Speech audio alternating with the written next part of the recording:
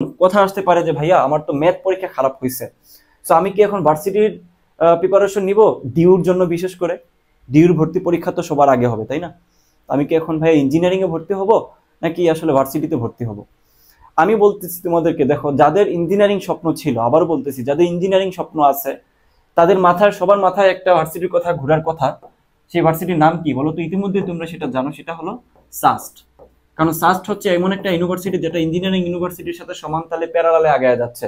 তো তুমি এটাকে কিভাবে ইগনোর করবা? তুমি এটাকে কখনোই ইগনোর করতে পারবা না।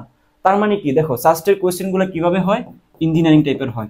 আমরা বিগত 3-4 বছর ধরে যেহেতু সাস্ট নিয়ে কাজ করতেছি, তাহলে আমরা এই জিনিসটা তোমাদেরকে প্রোভাইড করতে পারবো যে সাস্ট এবার ইঞ্জিনিয়ারিং এর সেই তুখুর লেভেলের কোয়েশ্চেন গুলা করবে।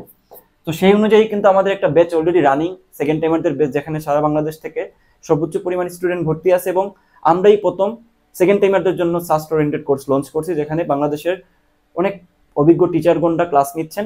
তোমরা কন্টেন্ট অনেক পেয়ে যাবে আমাদের প্লেলিস্টে গেলে, অনেক ডেমো ক্লাস আছে, হোয়াট এভার। সো তোমার উচিত হবে এই সাস্টের জন্য ইঞ্জিনিয়ারিং প্রিপারেশন নেওয়া, প্লাস ডিউ প্লাস অন্যান্য জিএসটি, ডিউর সাথে জিএসটি, মনে করো যে ডিউ কোনো কারণে মিস গেলে GST plus R U plus CU, যতগুলো ভার্সিটি আছে সাধারণ ভার্সিটি, বিজ্ঞান প্রযুক্তি ইউনিভার্সিটি কভার হয়ে যায় ওরকম একটা কোর্স নেওয়া।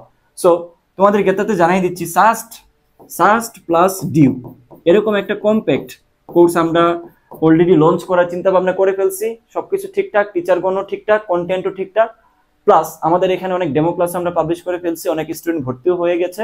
তোমরা যারা এখনো প্রি বুকিং করো নাই, প্রি বুকিং কেন দরকার? কারণ হচ্ছে তুমি ডিসকাউন্টে ভর্তি হইতে পারবা।